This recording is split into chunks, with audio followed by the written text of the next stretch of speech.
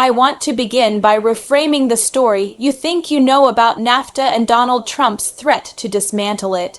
What most people remember is the noise, the rallies, the slogans, the blunt declarations that one of the most intricate trade agreements in modern history was a catastrophe that could be undone with a signature and a show of force. That version of events is loud, emotionally satisfying, and easy to recall, but it is not the story that mattered most. The story that mattered unfolded quietly, away from the cameras, inside institutions that rarely receive credit when they work and are only noticed when they fail. It is a story about fragility, restraint, and the people who understood that power is most effective when it is constrained rather than performed. Donald Trump's threat to tear up NAFTA was not simply a policy disagreement. It was a direct challenge to the idea that international economic cooperation should be governed by rules rather than by the will of the strongest actor at any given moment. NAFTA was never just a trade deal. It was a governing framework that structured supply chains, standardized expectations, resolved disputes, and allowed businesses, workers, and governments to plan for the future with a reasonable degree of confidence. It replaced improvisation with predictability. When Trump declared it a disaster and promised to abandon it, he introduced uncertainty into a system that depends on stability to function. That uncertainty rippled outward immediately, long before any clause was rewritten or any agreement replaced. For Canada, this was not an abstract policy debate. It was an existential economic threat. A country whose prosperity is deeply tied to trade, particularly with the United States, cannot afford prolonged ambiguity about the rules governing cross-border commerce.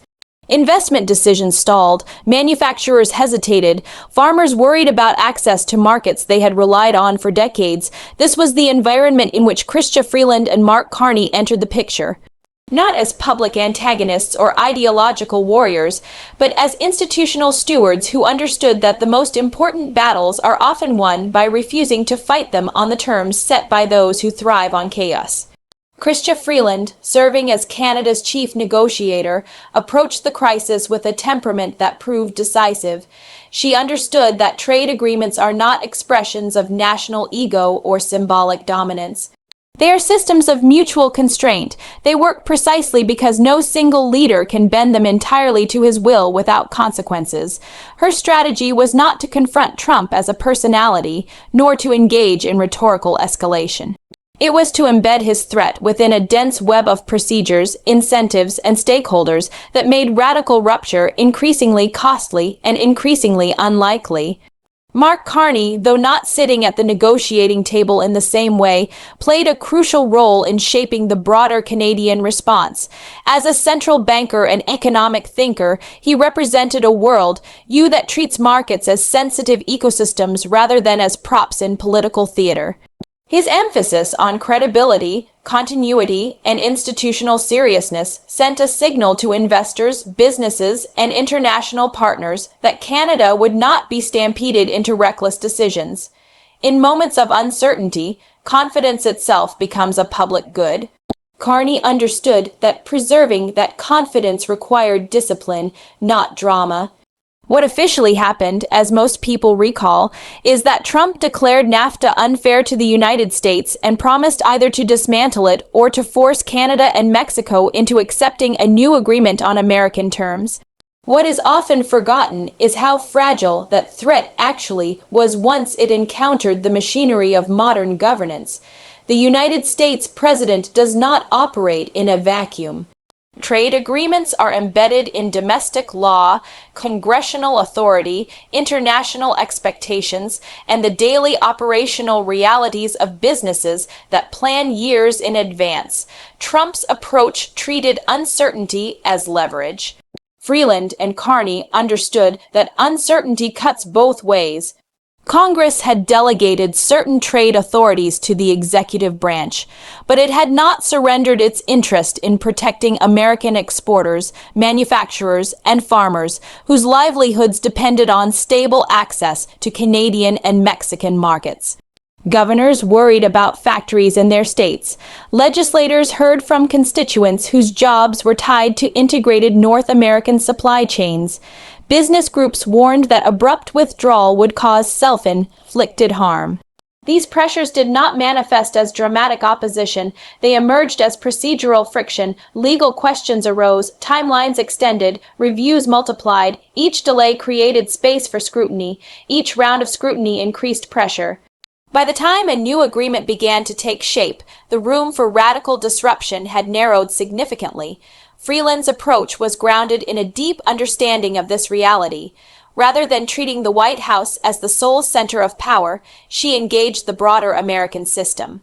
She spoke with lawmakers, governors, industry leaders, and trade officials who understood that unpredictability is poison to investment.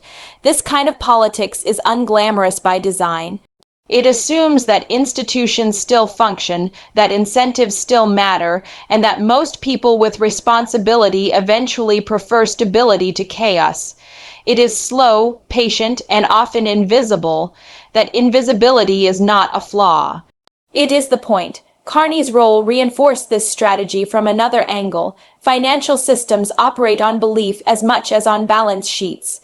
When leaders signal that rules are about to be discarded, trust erodes quickly and is extraordinarily difficult to rebuild. Carney's public posture emphasized continuity and seriousness, signaling that Canada would remain anchored in a rules-based order even if others flirted with abandoning it. This mattered not only to foreign investors, but to Canadians trying to make sense of where their country stood in a moment of global volatility. The eventual outcome, the USMCA, reflected this containment strategy. The agreement adjusted language, revised certain provisions, and offered Trump a symbolic victory he could present to his supporters, but the core architecture remained intact. Supply chains survived. Dispute resolution mechanisms endured. The fundamental logic of North American economic integration was preserved. From an institutional perspective, this was not capitulation, it was absorption. A shock was introduced into the system, and the system bent without breaking. This distinction between how power is performed and how it is exercised is central to understanding what happened. Trump's approach relied on spectacle, dominance, and the projection of certainty. The Canadian response relied on patience, expertise, and respect for limits. One sought leverage through disruption, the other sought resilience through continuity. The success of the latter is easy to overlook precisely because it did not produce a dramatic climax. There was no decisive moment when a villain was defeated on stage. Instead, there was a gradual reassertion of norms that most people barely noticed. For viewers skeptical of elite expertise, this may feel unsatisfying. There is no catharsis, no clear hero's victory. But this is often how democratic systems defend themselves against sudden shocks. They rely on people willing to absorb pressure rather than amplify it. They depend on leaders who understand that slowing things down can be a form of strategy, not avoidance. Freeland and Carney were not trying to humiliate Trump or win a rhetorical battle. They were trying to make his threat fail quietly by embedding it in processes that rewarded stability over impulse. It is also important to acknowledge what this episode did not resolve. Trade agreements always produce winners and losers. The anxieties Trump exploited were real for many communities that felt exposed by globalization. The institutions defending NAFTA had not always done a good job addressing those concerns or explaining the benefits of integration. The renegotiation acknowledged some of these pressures, but it did not eliminate them. What it rejected was the idea that tearing down a complex system without a workable replacement is an act of strength. This rejection matters because it sets a precedent for how future threats to international cooperation might be handled. It demonstrates that loud challenges do not automatically defeat institutions, but it also reveals how dependent those institutions are on individuals who choose restraint over provocation. That dependence should be unsettling. If the survival of something as consequential as a continental trade framework hinges on a small number of people exercising quiet competence, it raises serious questions about how much strain our systems can absorb. The deeper lesson here is not about tariffs or rules of origin. It is about whether complex societies can still be governed through norms that assume good faith, or whether every disagreement must now be dramatized as a contest of dominance. Trump's approach treated uncertainty as leverage and agreements as zero-sum contests. The Canadian response treated predictability as a public good. These are fundamentally different philosophies of governance. Had Canada responded with equal bombast, had it treated Trump's threat as an invitation to escalate rather than to stabilize, the spiral of retaliation would have been difficult to stop.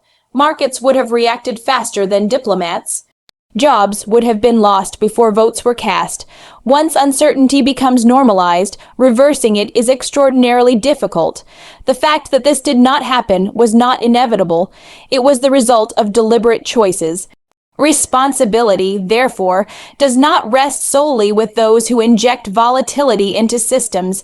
It also lies with those who decide how to respond. Freeland and Carney were not neutral observers. They made a judgment that the long-term health of the system mattered more than short-term political satisfaction. That judgment reflects a philosophy of leadership that is increasingly contested in a political culture that rewards outrage, speed, and certainty. The irony is that the success of this approach made it seem anticlimactic. When institutions hold, it often looks like nothing happened at all, but something did happen. A serious threat to North American economic cooperation was slowed, reshaped, and neutralized without collapse. That outcome depended on a shared willingness to work within constraints rather than to glorify disruption. This episode also highlights how institutions discipline not only behavior but temptation. International agreements are often portrayed as external constraints, but they are also tools governments use to restrain themselves. By committing to rules, leaders limit their ability to act impulsively under political pressure. Trump's threat challenged this idea directly. The response defended it quietly. As politics increasingly rewards spectacle, this kind of leadership becomes harder to sustain. The danger is not only that institutions will be attacked openly, but that they will be hollowed out as fewer people are willing to do the patient work required to maintain them. The NAFTA episode offers reassurance, but it also offers a warning. When you evaluate political leadership, do you focus only on what is promised to be changed, or do you also consider what is preserved? Do you see compromise as failure or as evidence that a system is still functioning? And when the noise fades and nothing dramatic seems to have happened, are you willing to consider that this sometimes is exactly the point? The story of NAFTA's survival is not a morality play with simple heroes and villains. It is a case study in institutional resilience and human restraint. It shows how much depends on leaders who understand that power is not the ability to break rules, but the discipline to operate within them. Whether that discipline can survive future tests remains an open question.